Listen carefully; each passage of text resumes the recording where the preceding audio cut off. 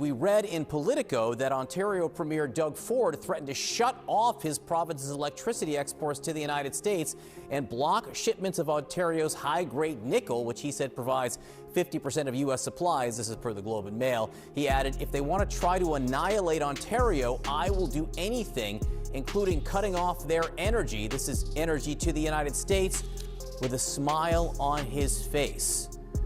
With us now is the man, I guess, behind that smile, Doug Ford, the Premier of Ontario in Canada. Premier, thank you so much for being with us. Okay, what are your plans and how far are you willing to take it? Well, first of all, I have to tell you, Canadians love Americans. We love the U.S. It's one person that's causing these problems. I've talked to senators and congresspeople and governors, Republicans and Democrats. Not one of them agree with them. I've talked to business CEOs of the largest companies. They totally disagree with this. And President Trump ran on a mandate to lower costs, to create more jobs. This is going to do exactly the opposite. The auto sector, we buy over 400% more autos than Mexico, 200% more than anywhere in the world. And you know, he put up a smoke screen, he keeps moving the goalposts. Well, the market is speaking loud and clear. The market is going to go downhill faster than the American bobsled team, and we're going to continue seeing in the U.S. plants close, assembly lines shut down. In the auto sector, they may last 5, maybe 8 days before the parts that go back and forth across the border 8 times. This is unnecessary, and we do have to retaliate. And I apologize to the American people. It's not you. It's your president that's causing this problem. We're the #1 customer in the world to the United States. We had a great relationship. I want to continue on with that relationship, but I will use every tool in our toolbox to send a message to President Trump that this is the wrong thing to do. When Warren Buffett comes out and says this is basically insanity, you have to listen to someone like Warren Buffett. So some of the thinking inside the administration goes something along the lines of, in the United States, we can withstand more pain than you can in Canada. So how much pain can you withstand here? The nickel supply chain stretching from Ontario's Sudbury Basin all the way to Detroit has been a vital yet often overlooked component in North America's electric vehicle revolution. For years, this corridor has functioned like a lifeline, delivering the essential raw materials needed to produce the batteries that power electric vehicles. Nickel, in particular, is one of the most critical elements in battery cathodes, making it indispensable to the industry's growth and the continent's ambitions to reduce carbon emissions. However, the landscape changed dramatically when the Trump administration announced a sweeping 30% tariff on electric vehicles in July.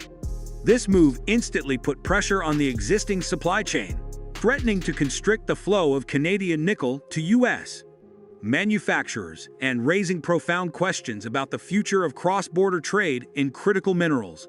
The tariff announcement did not include any exemptions for Canadian nickel, which has caused immediate concern among stakeholders on both sides of the border.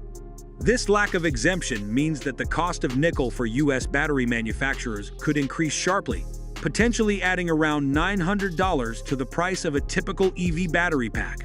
For major automakers like General Motors and Stellantis, this tariff has triggered a wave of reevaluations and project delays, as the increased costs threaten to undermine the profitability of electric vehicles. In response, the Canadian government is gearing up with a multi-pronged counter-strategy designed to protect its nickel industry and maintain its competitive edge. This includes the possibility of imposing export taxes on raw nickel, introducing a certification system to track the carbon footprint of nickel production, and rolling out incentive programs to encourage the growth of low-carbon nickel processing within Canada. These measures will soon form the core of intense negotiations, as both Ottawa and Washington seek a path forward that balances economic interests with environmental goals. To understand the stakes, it is important to recognize the strategic role that nickel plays in EV batteries. The Sudbury Basin mines, including Copper Cliff, Creighton, Garson, and Coleman, produce approximately 185,000 tons of nickel copper ore annually. This ore typically contains 2.3% nickel, along with smaller amounts of copper and cobalt, which are refined into high-purity battery materials. The value of nickel flowing from Ontario to Detroit in battery cathodes is estimated at nearly $4 billion each year. This substantial economic link underscores just how important Canadian nickel is to the North American EV supply chain.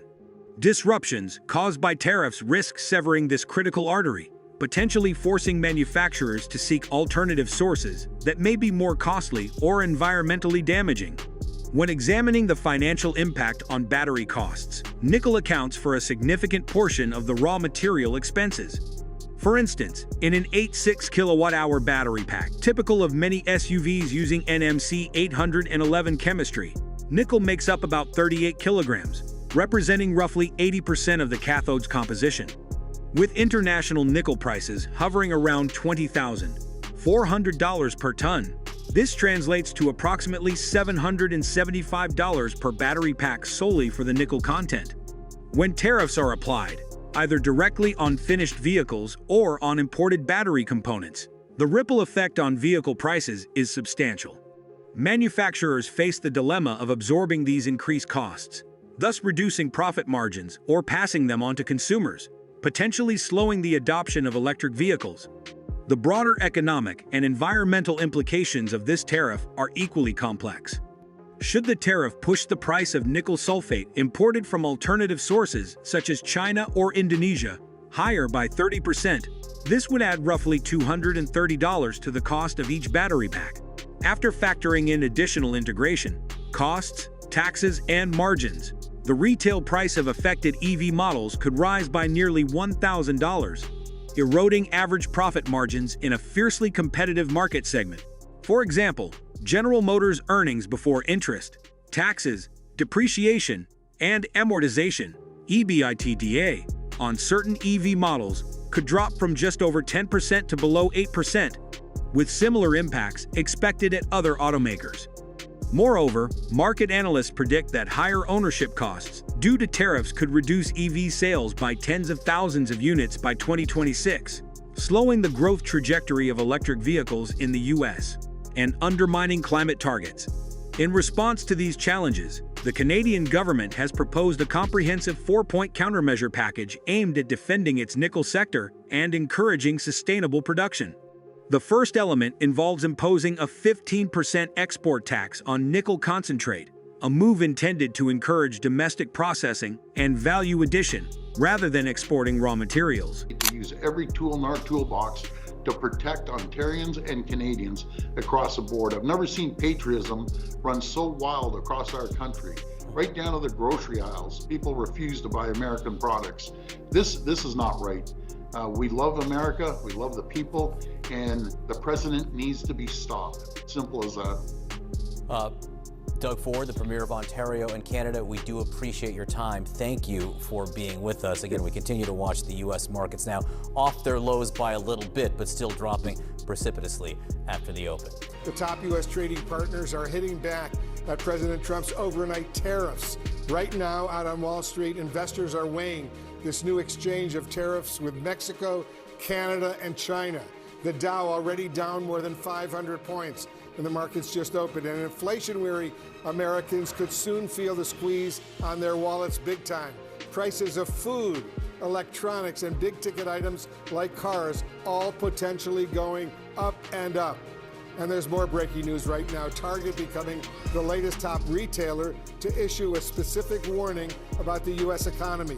The CEO just a few moments ago saying sales fell last month, U.S. consumer confidence is weakening, and Americans will feel the pinch almost immediately. The consumer will likely see price increases over the next couple of days. You think about all the fresh produce. You know, we depend on Mexico during the winter. We're going to try to make sure we can do everything we can to protect pricing. But if there's a 25% tariff, those prices will go up. For things like what? Strawberries, avocados, bananas, what are we talking about? You've got that list right. Is that, so those are some of the key items. And those prices could change within days in the stores? Change, certainly over the next week. We're covering all the angles right now with CNN crews in China, Mexico, and Canada. Let's begin with our correspondent, Mark Stewart. He's in Beijing. Mark, China responded very quickly. What can you tell us? It's good to see you, Wolf. There is no question China thought hard about this. These latest tariffs are strategic and full of substance, targeting American farmers and people who work in agriculture, industries and sectors that were hit hard by tariffs previously back in 2018. These latest tariffs are now an additional 10 or 15% depending on the product. Among the items on the list, things like beef, chicken, fruits and vegetables. One item that really caught our attention, soybeans. China's pork industry depends on soybeans to feed its pigs. Soybeans were the highest value import from the United States last year. But all of this isn't a real surprise, Wolf. It fits very much in China's foreign policy of tit for tat. The second focuses on environmental responsibility. Canada plans to require tracking of carbon dioxide equivalent emissions for nickel exports, allowing only low-carbon nickel produced in Ontario powered primarily by hydroelectricity to benefit from preferential trade treatment. Third, the government has allocated $257 million in incentives to promote the development of alternative battery chemistries, such as lithium iron phosphate, which rely less on nickel. Finally, Ottawa is working to retain critical battery manufacturing facilities, such as the Stellantis LG Energy joint venture in Windsor, through targeted tax exemptions aimed at supporting production capacity expansion.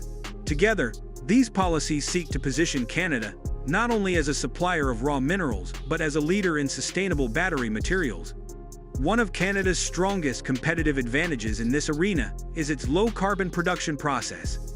Unlike nickel refining operations in Indonesia and China, which are highly energy and carbon-intensive, Ontario's nickel facilities are largely powered by hydroelectric energy, resulting in a carbon dioxide intensity of around 4.2 tons per ton of refined nickel. This contrasts sharply with 36 tons per ton in Indonesia and 18 tons per ton in China. This environmental edge could become critical as carbon border adjustment mechanisms come into effect globally, especially within the European Union, which may impose tariffs or restrictions on imports based on their carbon footprints. By maintaining its low-carbon advantage, Canada could not only preserve market access, but also leverage environmental sustainability as a trade asset. Trade tensions have already prompted strategic adjustments among mining companies and automakers alike. Sudbury-based companies like Vale and Glencore have revised contracts to include North American content protection clauses, obligating manufacturers such as GM to source a majority of their cathode nickel from Canadian suppliers by 2027. However, if the U.S. government enforces the tariff without exemptions, these contracts may activate penalty clauses that pass tariff costs directly onto buyers, further increasing prices. Some companies have sought to mitigate these effects by financing local refining operations to reduce tariff burdens and claim carbon credits, but these solutions can only partially offset the increased costs. Meanwhile, the global nickel supply chain is shifting. Export data from Statistics Canada show that nickel sulfate shipments from Sudbury increased by 23% in the first half of 2025. But the share destined for the U.S. market declined by 5 percentage points as more shipments were diverted to South Korea and Germany. This diversification signals increased supply risk for the American auto industry, which may need to turn to nickel sources in Indonesia or the Philippines to fill gaps. However, these alternative supplies rely on high-pressure acid leaching, HPAL, processing, which is significantly more carbon and energy-intensive, potentially undermining the environmental benefits of EVs and exposing American automakers to new tariffs under emerging EU carbon border rules. Within this complex landscape, automakers are making difficult operational decisions. Stellantis, for example, has delayed the launch of its Michigan-based Belvidere battery cell line by nearly a year, as the tariff and rising nickel costs threaten the profitability of its low manganese, high nickel cathode design. General Motors has lowered its 2026 U.S.